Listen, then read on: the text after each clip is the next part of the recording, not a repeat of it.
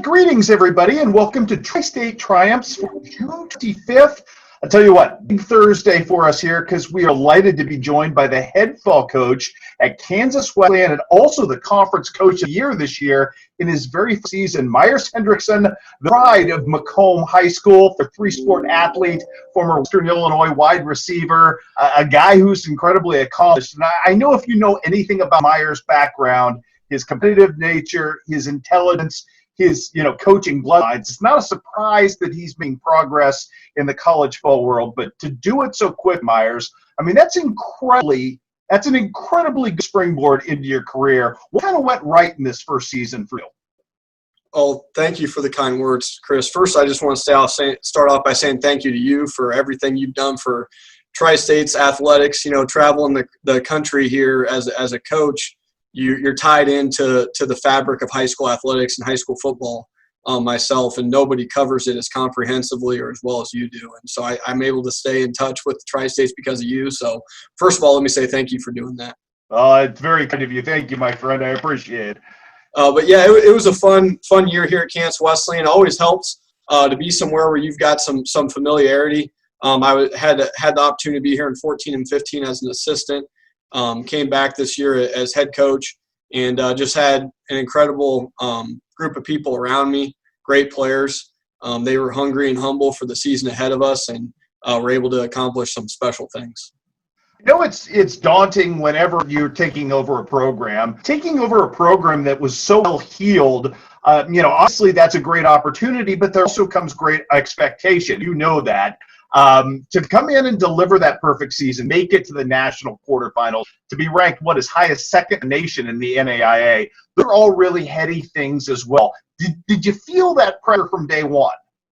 We just took it one day at a time. And so I had a plan coming in, and it was a day-by-day, step-by-step process. And it started with having a good spring. And last spring we did, coming a team that had come off a conference championship and the first one in a long time here, and to be able to go back and repeat it, I knew it would take a 1-0 mentality. That's kind of the mindset that we took. Is each day we try to go 1-0. We felt like if we strung enough, wins together, enough good days together, that we could come back and do something special, and that's what we did. But yeah, it was a fun process. I think for you, I think this was always something that felt like an architecture for you with being around Dad and with sort of your love of sports, which was always, you're a guy who has always worn those passions on your sleeve, even from a very young age. That pull test was very strong for you to coach, wasn't it? Oh, absolutely. I knew this is what I wanted to do. I go back to, my time at Macomb High and was around some really special people that really, especially football-wise, I think pushed me to take that opportunity to play at the next level. Of course, I had that at home with Mom and Dad, and being able to grow up around my dad at the University of Iowa and then at Western Illinois was really special. So I think the combination between those two, the Western Illinois University community and family, and then, of course, at Macomb High every single day, the special people I got to be around that could push me, and they let you be yourself and they help you succeed both on and off the field, was a really special environment for me to be in. But yeah, I knew from the get-go I wanted to coach. Was excited to be able to continue my playing career and then get into coaching after that. I know Mom and Dad were always great about giving you free rein, and I don't think there was ever any pressure on either you or Davis to do anything, or Georgie, to do anything but what you wanted to do in this world. And yet that you and Davis kind of found your way into this world, I think speaks volumes about the experience your dad has had, doesn't it? Yeah, it really has. To be able to have my brother Davis, who I get to look up to, even though he's my little brother. As an assistant athletic director at Pitt, and before that, his position at the University of Illinois, seeing him at the highest stage as a FBS conference assistant AD, being able to pick his brain and see how things are run at the highest level at Division I university has been really special for me to get insight on those day-to-day operations and how things are run at that level. And it was really special also at Western Illinois. Seeing my dad operate as a college football coach and have the opportunity to be the head coach there, and some of the things he was able to accomplish. So between the combination of those two, I've got some good sounding boards. I'm fortunate to have my dad on staff here at Kansas Wesleyan. I was able to get him out of retirement, and he actually shares an office right here with me every single day. Gets to come in to work every day with me, and there's no question I wouldn't be able to, we wouldn't be as successful as we are without my dad involved. Well, and that's super. I can imagine that's super invaluable too, because you touched on sounding boards. I think every coach is culmination of the sounding boards they have, particularly in the moment. Do you ever hear yourself, though, Myers, on a sideline sounding like Mark? Yeah, I think I do. It's just, being able to play for him and the success that he had and seeing about how he handled things and the way that, they raised myself and Davis and Georgie and being around them and still being able to be around him now, not only, the way that he handles himself on the field, but everything that he does and the way he lives his life is what I strive to do. One of the things that I think is neat, obviously, it didn't take long. You didn't have to watch a lot of sports to see that you had a natural proclivity for sports. Davis obviously did. I think it was always really cool that I think that Mark and Erica held you guys to such high academic standings. How formative was that for you to have that, that constant bar that you had to be held to in terms of realize that, there are standards in this world, and if you want to be anything in this, you have to rise to those standards on daily, Myers. Yeah, absolutely. I mean, academics are huge for me, and really coaching is teaching. And I learned that at a really young age. Both my parents have education backgrounds, even though they're not teachers per se. My dad's been a college football coach his whole career, but they both have education backgrounds. And so that really fed into, myself and Davis and Georgie. And I think you got to be a lifelong learner in my profession. The day that I wasn't learning or taking notes in anything football related or team motivation related or a way that we can build up our program, then, you shouldn't be doing this. I'm always trying to learn. The first time I was here, I got a master's degree while I was coaching. So as an assistant coach, not something I would have, had to do in my career potentially, but really just wanted to continue to learn. And, Georgie, my sister, she's getting ready for med school. So she's really the star of the family. Really looking forward to, her future, and doctors are good people to know, so I'm excited that my sister is going to be on the right end of that. Amen to that. I want to talk to you a little bit about your daily job, because I know football has been a part of your life forever, but there's still a love there that obviously resonates not just with the way you approach your job, but I think the way that you show up at work every day with enthusiasm. I know where you learned that from, but man, just what do you love most about this gig? Well, I love, as a head coach, I've learned so much, in my now year and a half as a head coach, but what I've taken the most joy in is how I can develop our football players off the field. I'd spent time as a coordinator, offense coordinator here and at College at the Division II level at Northern State, and then to be able to take over an entire program and be able to really develop our players academically, professionally, socially, spiritually, if they want to. It's really this incredible opportunity to provide the foundation framework for a great life after football. And that's where I've taken the most pride in this job. And that's where I've learned the most. I've got great assistant coaches. I've got great coordinators. I feel confident that we'll do things on the field well and be an exciting product to watch. But I've had so much fun, teaching the life lessons that the game has taught me and be able to give back. The professional development's huge. I think there's so many things the game and what we can use as a platform in football to teach our students beyond, what's taught in the classroom on the football field is huge. We do Real World Wednesdays here, something I do in the off season. So on the Wednesdays, I bring in somebody from the community here in Salina. Has nothing to do with football. I brought in the former mayor of Salina, a business owner, insurance agent, police officer, banker, just people that do different things that can teach life lessons like how to get an internship, how to build a resume, how to get a job, how to network, how to build professional relationships. Those are the things that I don't know if we're always being taught in the classroom, but we can use the game of football to teach the life lessons that I think are most important.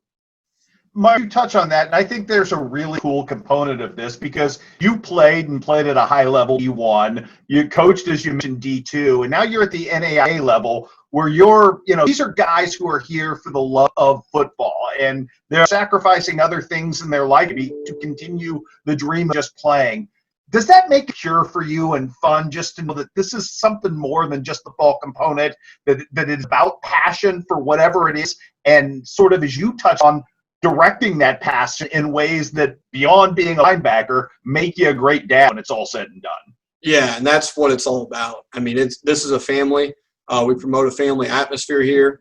The guys are playing here. You know, our students are playing here because of the love of the game, and that's truly what it is. And it is very refreshing to be around that on a daily basis and have people come in and they're hungry and excited for their opportunity and want to make the most of it. And you know, my wife's from here in Salina. I met her when I was an assistant coach here, and way more fun than any of the games we've won here is when we came back and got married, seeing some of my former players that just showed up and were here and we're at the wedding and we're around.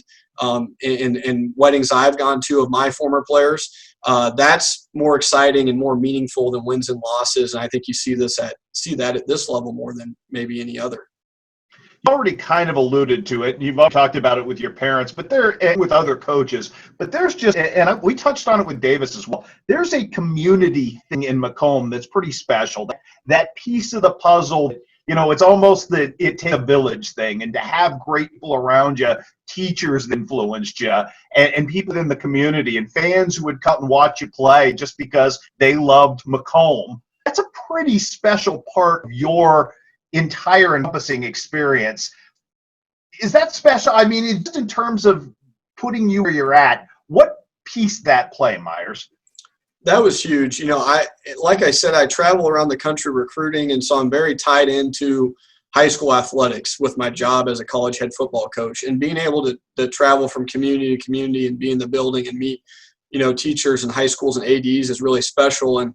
But it comes back to Macomb. There's no other place like it in my mind. I mean, it was really special. I thought that the way Dave Bartlett ran that athletic department, looking back, was such a first-class experience for all the students.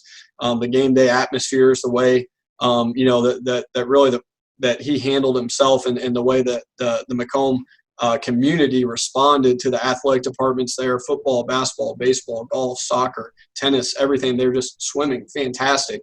So it really truly is a special environment there. And I think what Dave Bartlett did there was really set the bar extremely high, and I know they will continue to be able to perform at a high level there. One of the things that I think has to be interesting and kind of fun for you, because you were there back in 2014 and 2015. Kansas Wesleyan wasn't perceived now the way you are on a more grand scale as a football program. Is it more fun walking into buildings now and kind of knowing you have some cachet?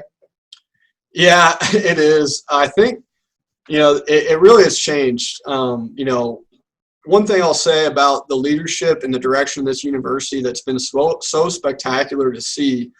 I was fortunate to be on the ground level here with Matt Drinkle, who was head coach, and I was an assistant. And we were playing at a local high school in 2014 and for our home games, and we didn't win very many games. And in 2015, we built a new stadium. The president, Dr. Matt Thompson, had an incredible vision for this university in this athletic department, and it was taken to a whole new level when we brought football back to campus. There in 2015, we made a run to the NAIA playoffs, and things had continued to build and build and build, and then finally a conference championship in 2018. I had a chance to come back after that season. Then we won it again this last fall in 2019. It is special. It is fun to see and talk amongst the high school coaches in the state and nationally when they see, you know, in the state of Kansas, the team with the most wins out of any college or university this year was Kansas Wesleyan. So I think there's like 27 schools that play football in Kansas at the college level, and we had the most wins. So we are able to get into some places and talk to some players that we maybe couldn't have in the past. From the standpoint of just, you know, the entire journey, and I know you're coach where your feet are at right now, but you've created a wonderful place. Even, you know, it sounds you're super happy where you're at right now. This is such a weird business, though, and you know this, and people ascend and, you know, to hear a little bit of that buzz, and I know you're focused on what you do, but to hear a little of that buzz around you, that has to at least be at some level flattering, just to know that people think very highly of the job you do, whether you ever leave Salina or not. Yeah, it's been humbling just because it has been a journey. You know, from Auburn, I was quality control, to Holmes Community College, coaching junior college football in Mississippi. to be able to come up to Kansas Wesleyan and then Co-College and Northern State. I had a chance to see the game kind of at every level, from Division I to Division III to junior college, Division II and NAI, and I think this level is really, really special. And so to be able to come here as head coach and us to be able to have some success has been extremely humbling. And, I'm just taking it one day at a time. Just I feel fortunate to be where I'm at and have a great group of people around me. What advice do you give, and I'm sure you have a lot of players, people you talk to at the NAIA level. Some of those players that you bring in are specifically taking in the experience because they want to be coaches down the road. It's not the NFL or anything else. It's that they want to be in the position you're in, and because they love the game and they want to teach it the way you do. It's a hard business to break into, as you know better than anybody else. What advice do you give young people who show, an interest in trying to follow your path? Yeah, absolutely. You got to be ready to, what I call, get your doctorate in football. So you're going to have to travel, and you're not going to make a ton of money, and you got to be willing to learn, your whole life and be able to do whatever it takes, basically essentially to continue to learn and help young people grow on and off the field.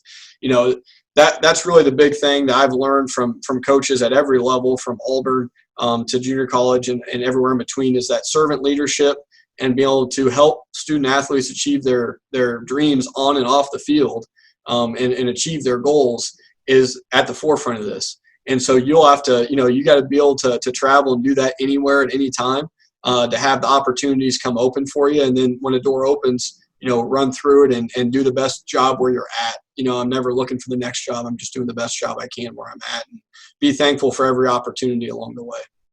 The other thing that we've tried to point out with this season, it's been especially, complimentary Macomb with you and Davis and Troy and Will Bartlett. A lot of great folks have come from Macomb and gone on to some incredible things. Phil Bradley, beyond just speaking out. The really cool thing about this series is we're trying to prove to kids, doesn't matter where you come from, you can be whatever you aspire to as long as you're willing to work hard and get good at it. And I think Steve Horrell always said, be Kentucky Fried Chicken.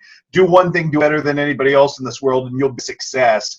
From the standpoint of that, what does the takeaway for you in terms of the success that all of these Macomb kids have had, and what does that say about your ability to dream big in this world, regardless of what your initial starting zip code may be? Yeah, it doesn't matter where you start at all. It's all about the experiences along the way. Make it the big time where you're at. It doesn't matter where you're at. Soak it all in, take every experience, and be able to learn as much as you can.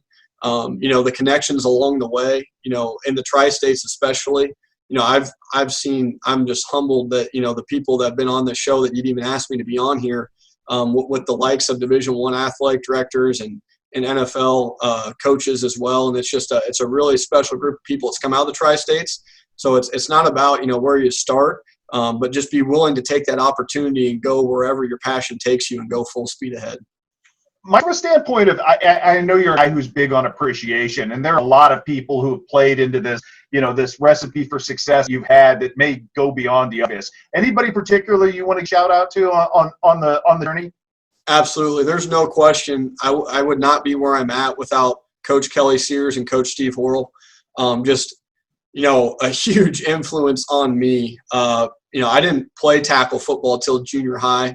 And, moving to Macomb around that age where, my all of my dealings with football, other than my dad, really revolved around Coach Kelly Sears and Coach Steve Horrell. And they were outstanding role models to look up to, very appreciative of the opportunities and what they taught me through this game.